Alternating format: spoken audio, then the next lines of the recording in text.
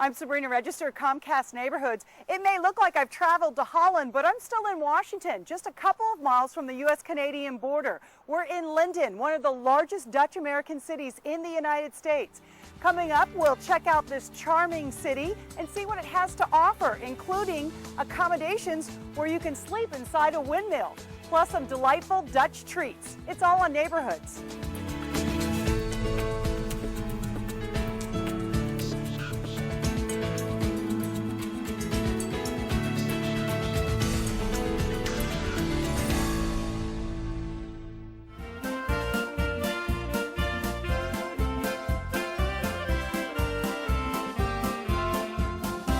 It's easy to see why people fall in love with Lynden. Front Street is lined with cute shops and eateries. A bare brick wall is treated like a blank canvas and comes to life with artistic detail. And then there are those windmills, some little, some large. Despite the European feel, the Dutch didn't settle Lynden. The Dutch begin arriving in the late 1890s, and they find an already well-established community of, Americans, for lack of a better term, many of them second, third generation from immigration, and they've Americanized themselves. But the Dutch bring with them a whole new aspect of their own culture. You can learn about the Dutch in Lynden and a whole lot more about the town's dairy, berry, and timber history at Lynden Pioneer Museum. Set aside some time. This place is filled with all kinds of cool stuff. We're actually one of the largest museums in Washington State, just over 28,000 square feet of exhibits. The building itself is 3 floors tall. You have the main floor, which constitutes 2 large exhibit galleries. The Homestead Gallery, which is a full-sized homestead with 4 rooms, a barnyard, a parlor, and a dairy parlor, and a poultry barn attached to it. Over in the other half of the main floor, there is then the Front Street Heritage exhibit, which is 22 shops that have been recreated for the historic Front Street about 1928. Downstairs, you'll have fun checking out the largest collection of horse-drawn vehicles west of the Mississippi, 54 in all. There's also an area devoted to farm machinery artifacts and a temporary exhibit called Flying Spokes. Get a load of these bikes. Not surprisingly, the museum has seen a lot of visitors since it opened its doors 35 years ago. And the visitors actually range from all over the United States. Every year we have usually 49 states, oddly enough. We always have one state that doesn't have anybody come from. That's never the same state twice. And internationally? The Dutch are the most likely to visit. Holland is our #1 international visitation. Germany and Japan are second and third there. But Luganville says there's nothing like seeing families enjoying history together. The greatest thing is watching grandparents bring not just the grandkids, but the great-grandkids now come through. And they explore and they look and they just have such a great time. Another place for families to enjoy and explore is Berthisson Park. Well, it originally started in the 1880s when Hans Berthisson came here from Iowa, and he was looking for a homestead, and he found 160 acres out here west of Lynden, and he liked it real well, and so he homesteaded this about 1883. In the 1920s, Berthisson set aside part of the property to be built into a park for grade school kids. These days, visitors of all ages come to Berthisson. There's 20 acres of old-growth fir that's never been logged, which is very unique to this area. It's the only old growth in this area. There's also kitchens and picnic areas and playgrounds. And then there's about 15 acres of kind of land that's held by the Antique Tractor Club, so it has a lot of antique machinery and so forth, and that's all open for the public to look at. And perhaps the park's cornerstone, a turn-of-the-century barn full of antique machinery belonging to Berthisson. The Antique Tractor Club spent 5 years, $15,000, and countless hours restoring it for the public to enjoy. The park is open 365 days a year.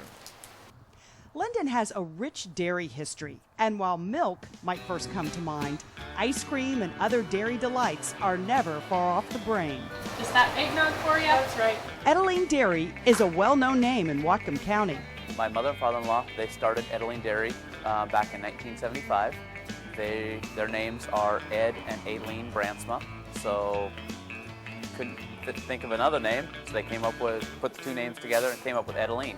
What started as a milk bottling business with some 30 cows has grown into an operation consisting of more than 2,000 cows, which translates into up to 80,000 gallons of milk every week.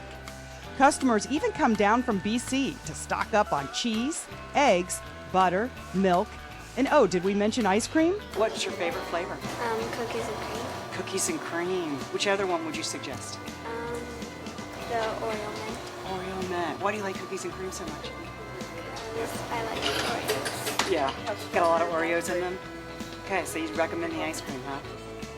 For all you ice cream lovers, a little bit of Edeline can be found all over Western Washington. Lucky for us, it's sold at 7-Eleven stores. In addition to dairy, there's another hot commodity in town. Dairy industry is very big, but we also have a very thriving berry industry. We have raspberries and blueberries, and probably we're the raspberry capital of the world here. Berries make a big splash at the 104-year-old Lynden Dutch Bakery. They're in so many popular pastries here. Our biggest sellers nowadays are actually our raspberry white chocolate scones, and then also our pies. Our pies are actually very well known throughout the United States. The ones we're really well known for are strawberry rhubarb pie, our caramel apple pie, Dutch apple pie. In the busy season, the bakery is cooking up and shipping out a few thousand pies a week, all from scratch. We're actually the last scratch bakery around until you get Seattle, where everything is start to finish here. Which may explain the immense popularity of this place. The bakery has ventured into new foods like artisan breads, French breads, gluten and wheat-free items, but Dutch favorite for the holidays. Berger says the Dutch theme and products will never go away. Just down the street from the bakery is a place where community spirit and collaborative creativity combine. Members of the Lynden Performing Arts Guild donate their time and talent to put on 4 productions a year at the Claire V.G. Thomas Theater. It really is community theater. You know, you might be acting on stage, but you're also helping to paint the sets and, you know, putting up posters and hemming a costume if that needs to be done. And, you know, it's the definition of community theater. You know, we all chip in and do what needs to get done to get that show up. The cast just wrapped up their fall production. Much Ado About Nothing by William Shakespeare, which is very exciting. It's our first Shakespeare production in Lynden, so it's kind of a big deal and a risk for us, but the cast has been amazing and the audience has loved it, so we're really pleased. Expect more crowd pleasers from this group. In December, we are doing the Christmas Toy Shop, which is a fun, Christmas show about Santa and his toy shop, and there's orphans and elves and townspeople and toys and anything you could want in a Christmas show, and lots of kids. So we'll be doing that for our holiday show. For our winter show is The Diary of Anne Frank, and then to round off the season in the spring, we'll be doing Happy Days, the musical. With so much to experience in Lynden, you might need a place to rest your head. The Dutch Village Inn has you covered in a windmill. Kids are so excited, to spend the night in the windmill, so it's fun. All 6 rooms, that's right, only 6, are named and decorated after a Dutch province. Word of the windmill accommodations has certainly gotten out. We get people from Australia, a lot of guests from Holland, actually, who like to come and see it. And they like to come in and talk Dutch, so that's fun. People from all over, Ireland, England, they're passing through, visiting friends, family, so it's fun. It's nice to get to talk to all the different people. Sleeping in a windmill, for some, might take some getting used to. If you stay in room number 1, the walls really slant. So I've had people tell me that when they're in bed, they kind of feel like things are moving and because it doesn't feel normal. And if the wind is blowing, you will sway a little bit. Lynden's windmills, sweet treats, and charm make the visitor feel a world away, yet right at home. For Neighborhoods, I'm Sabrina Register.